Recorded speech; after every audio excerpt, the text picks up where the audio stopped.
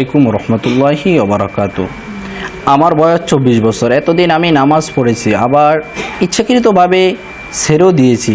গীবত, পরনিন্দা, বেপরদা, গান বাজনা, বন্ধু বান্ধব ইত্যাদি এমন কোনো খারাপ নেই যা আমার দ্বারা মনে হয় সংগঠিত হয়নি। এখন আমি তাওবা করতে চাই। আপনার কাছে আমার প্রশ্ন হলো, আমি যে নামাজগুলো কাজা করেছি, যা সংখ্যা আমার মনে নেই, হিসাব নেই, সেই নামাজগুলোর কোনো কাজা কাপাড়া আছে কি? কোরআন হাদিসের আলোকে জানিয়ে বাধিত করবেন। আল্লাহ আপনাকে উত্তম প্রতিদান দিক। ওয়ালাইকুম আসসালাম রহমতুল্লাহি ওবারাকাতু। হ্যাঁ ভাই, আপনার প্রশ্নের সমাধান হচ্ছে যে অতীতের গুনাহের তাওবা করার সাথে সাথে যেসব গুনাহের ক্ষতিপূরণ দেওয়া সম্ভব, সেসবের ক্ষতিপূরণ করাও আবশ্যক। এর মাঝে গান বাজনা, পরনিন্দা, গীবত এবং বেপরদা জীবনের জন্য খাঁটি দিলে তাওবা করলেই হবে, কিন্তু নামাজ ছেড়ে দেওয়ার তাওবা করার সাথে সাথে এর কাজাও আদায় করতে হবে।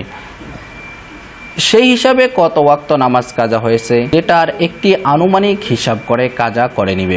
হাদিসের মাঝে কাজাকৃত নামাজ আদায়ের করার নির্দেশনামূলক অনেক বর্ণনা পাওয়া যায়। তাই ফুকাহে কেরাম লিখেছেন যে কাজা নামাজ থেকে তাওবা করলেই হবে না, বরং তাওবা করার সাথে সাথে তার কাজা আদায়ও করতে হবে।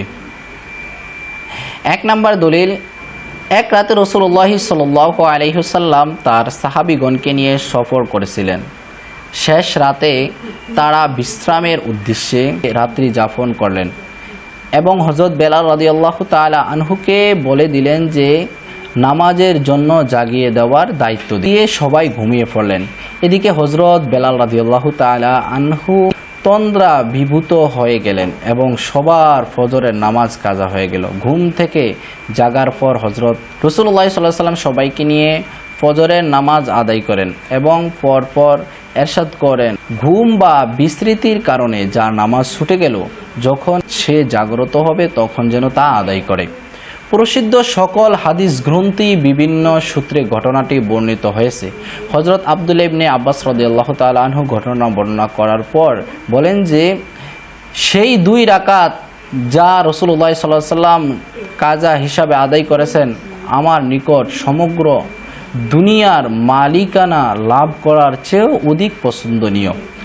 এর রেফারেন্স হলো মুসনাদে আহমদ 4 নম্বর খণ্ড 181 নম্বর পৃষ্ঠায়, হাদিস নাম্বার হলো 2349 নম্বর হাদিস। হযরত আব্দুল্লাহ ইবনে আব্বাস রাদিয়াল্লাহু তাআলা আনহু এর খুশির কারণ হলো এই ঘটনার মাধ্যমে রাসূলুল্লাহ সাল্লাল্লাহু আলাইহি ওয়াসাল্লামের সহচর বৃন্দ যারা আগামী দিনে শরীয়তের বিধিবিধান পৌঁছানোর গুরু দায়িত্ব পালন করবেন, তাদের সামনে এই মূলনীতি স্পষ্ট হয়ে গেল যে নামাজ নির্ধারিত সময়ে আদায়যোগ্য ইবাদত হলেও যদি তা সে সময় আদায় করা না হয়, তবে সময়ের পরে হলেও আদায় করা অপরিহার্য। দ্বিতীয় দলিল হলো, খন্দকের যুদ্ধে শত্রু বাহিনী দ্বারা পরিবেষ্টিত থাকার কারণে রাসূলুল্লাহ সাল্লাল্লাহু আলাইহি ওয়াসাল্লাম ও তার সাহাবায়ে কেরামদের কয়েক ওয়াক্ত নামাজ কাজা হয়ে যায়। তারা রাতের বেলায় তা আদায় করেন। এর রেফারেন্স হলো সহিহ বুখারী 1 নম্বর খণ্ড 83 নম্বর পৃষ্ঠা, 84 নম্বর পৃষ্ঠা, 89 নম্বর পৃষ্ঠা, হাদিস নং হলো 410 নম্বর, এবং সহিহ বুখারী 1 নম্বর খণ্ড 226 নম্বর এবং 27 নম্বর পৃষ্ঠায় উল্লিখিত আছে। এবার 3 নম্বর রেফারেন্স হলো, খন্দকের যুদ্ধ থেকে ফেরার দিন রাসূলুল্লাহ সাল্লাল্লাহু আলাইহি ওয়াসাল্লাম তার সাহাবীদেরকে বললেন, বনি কুরাইজায় না ফুসে আসরের নামাজ পড়বে না। এর রেফারেন্সটা হলো সহিহ বুখারীর 1 নম্বর খণ্ড 129 নম্বর পৃষ্ঠা এবং 2 নম্বর খণ্ড 590 নম্বর পৃষ্ঠায় উল্লিখিত আছে। সহিহ মুসলিমের 2 নম্বর খণ্ড 96 নম্বর পৃষ্ঠায় উল্লিখিত আছে। সাহাবায়ে কেরাম রওনা হলেন। পথে আসরের নামাজের সময় অতিবাহিত হওয়ার কয়েকজন সাহাবী পথেই নামাজ পড়ে নেন, আর কয়েকজন সাহাবী বনি কুরাইজায় পৌঁছে পড়ে আসরের নামাজ কাজা পড়েন। রাসূলুল্লাহ সাল্লাল্লাহু আলাইহি ওয়াসাল্লামের কাছে এই ঘটনা শোনানো হলো, কিন্তু পরে কাজা আদায়কারী সাহাবীদেরকে এই কথা বলেননি যে নামাজ শুধু নির্ধারিত আদায়যোগ্য, সময় অতিবাহিত হওয়ার পর এর কাজা নেই।